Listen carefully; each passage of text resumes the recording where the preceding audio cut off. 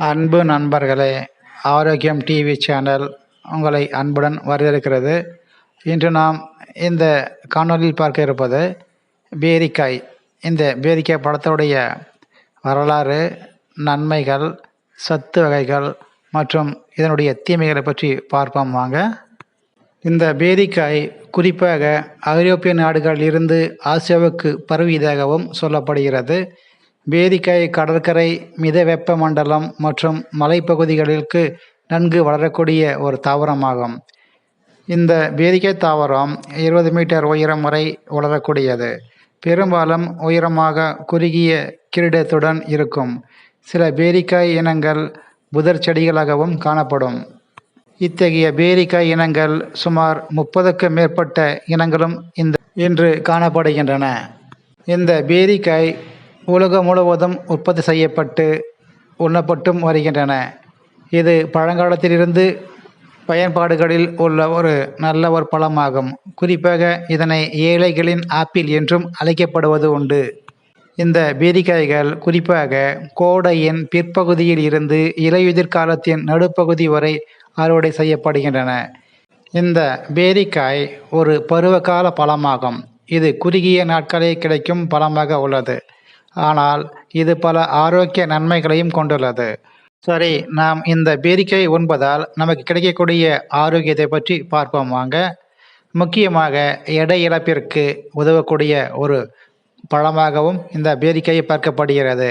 இந்த பழங்கள் குறிப்பாக ஆடி மாதத்தில் வரும் ஆடி பெருக்கு திருவிழாவில் முக்கிய பழமாக பேரிக்காய் இருப்பதை பார்க்க முடியும்.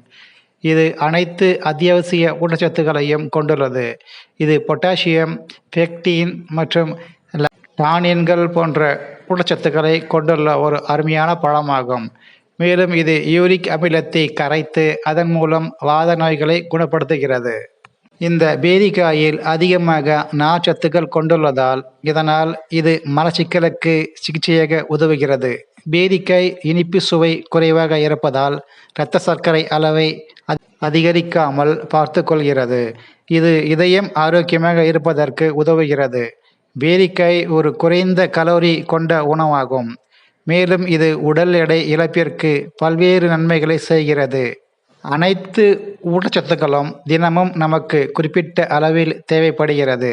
ஒரு ஊட்டச்சத்து நிறுவனமானது பேரிக்காய் குறித்து கூறும்போது ஒரு நடுத்தர பேரிக்காயானது 6 கிராம் நார்ச்சத்தை கொண்டுள்ளது என்றும் சொல்லப்படுகிறது. 50 வயதிற்குட்பட்ட பெண்ணின் தினசரி தேவையான நார்ச்சத்து அளவில் இது 24% பூர்த்தி செய்கிறது.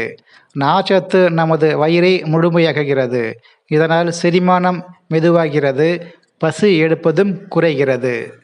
இந்த பேரிக்காய் பழம் அதிகமான அளவில் நீரால் ஆனது என்பது குறிப்பிடத்தக்கது. கிட்டத்தட்ட 84% நீரால் ஆனதாகும். அதிகமான அளவில் நீர்ச்சத்தை கொண்டிருந்தாலும் இது குறைவான அளவில் கலோரிகளை கொண்டுள்ளது. எனவே எடை இழப்பிற்கு அருமையான ஒரு பழமாகும். மேலும் நீரேற்றமாக இந்த பழத்தையும் பார்க்கப்படுகிறது.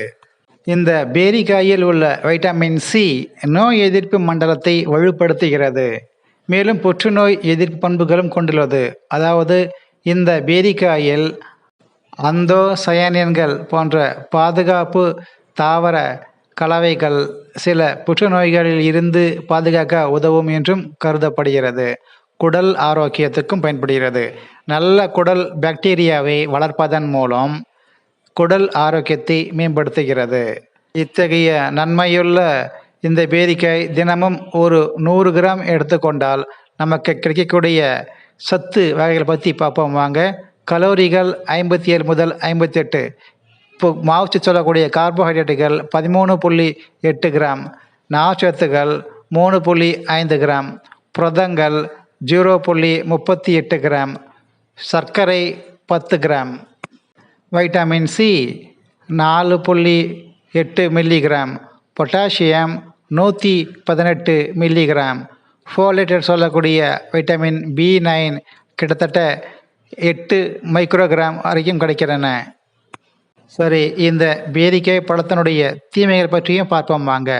எந்த ஒரு பழமாக இருந்தாலும் நாம் ஒரு குறிப்பிட்ட அளவை எடுத்துக்கொள்வது நன்மையாகும். அளவுக்கு மீறி நாம் எடுத்துக்கொள்வதால் இதனால் சில பக்க விளைவுகளும் காணப்படுகிறது.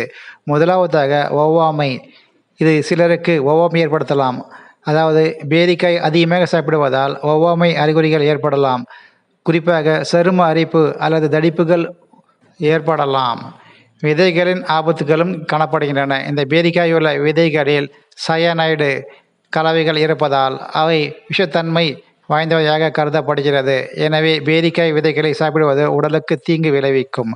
அதிகப்படியான பேரிக்காய் சாறு எடுத்துக்கொள்வதால் சில பாதிப்புகளும் காணப்படுகின்றன. பேரிக்காய் சாற்றை அதிகமாக உட்கொள்ளும் பொழுது சிலருக்கு உடல்நல பிரச்சனைகள் ஏற்படுத்தும். எனவே மிதமான அளவில் இந்த சாறு குடிப்பது நல்லதாகும். கர்ப்பிணி பெண்களுக்கான பாதிப்புகள். குறிப்பாக கர்ப்பிணி பெண்கள் கர்ப்பமாக இருக்கும் பொழுது இந்த பேரிக்காயில் உள்ள நார்ச்சத்துக்கள் அதிகமாக இருக்கும். ஆகையால் தாங்கள் செரிமானத்திற்கு உதவுகிறது என்று எண்ணி அதிகமாக எடுத்துக்கொள்கிறார்கள். அவை பல பிரச்சனைகள் உண்டாக்கும். குறிப்பாக மலச்சிக்கலை தடுப்பதாக இருந்தாலும் இந்த கர்ப்பிணி பெண்கள் இதை உட்கொள்ளும் பொழுது மிதமான அளவில் உட்கொள்வது நல்லதாகும். இந்த பேரிக்காய் என்பது பல சத்துக்கள் அடங்கியுள்ள ஒரு அருமையான பழமாக இருந்தாலும் இதை சமச்சீர் உணவு, அதாவது பேலன்ஸ் டயட்டாக எடுத்துக்கொள்ளும் பொழுது ஒரு பகுதியாக மட்டுமே எடுத்துக்கொள்ள வேண்டும். இதைவே முழுமையாக எடுத்துக்கொள்வது தவிர்ப்பது நல்லதாகும். மேலும் இந்த பேரிக்காயில் உள்ள அதிக அளவு வைட்டமின் சி இது வயிற்றுப்போக்கு, குமட்டல், நெஞ்சு எரிச்சல், வயிற்று வீக்கம் மற்றும் தலைவலி போன்ற உபாதைகளையும் ஏற்படுத்துகிறது. மேலும் இதில் அதிக அளவு வைட்டமின்கள் ஏ காணப்படுவதால் மங்கலான பார்வை, எலும்பு வீக்கம், பசியின்மை, தலச்சுற்றல், எலும்பு வலி போன்ற உபாதைகளும் ஏற்படுத்த வாய்ப்பு உள்ளது. ஆகையால் எந்த ஒரு பழமாக இருந்தாலும் ஒரு குறிப்பிட்ட அளவு எடுத்துக்கொள்வதே சிறந்த உணவாகும்.